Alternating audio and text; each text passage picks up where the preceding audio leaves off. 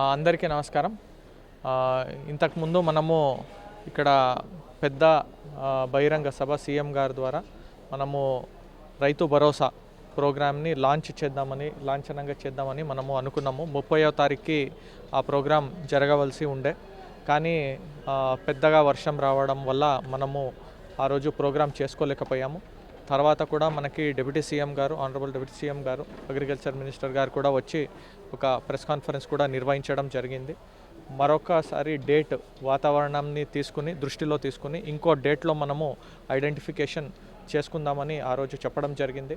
మనకి వాతావరణ శాఖ ద్వారా కూడా ఇన్ఫర్మేషన్ మనకి 6th వరకు చాలా సివియర్గా రెయిన్ ఉంది అని మనకి ప్రెడిక్షన్ ఉండే. మనం కూడా చూస్తే నిన్న మొన్న అంతా చాలా క్లౌడీగా ఉండి, కానీ అదృష్టవశాత్తు మనకి అంత వర్షం ఏం రాలేదు, చాలా చిన్నగానే వచ్చింది.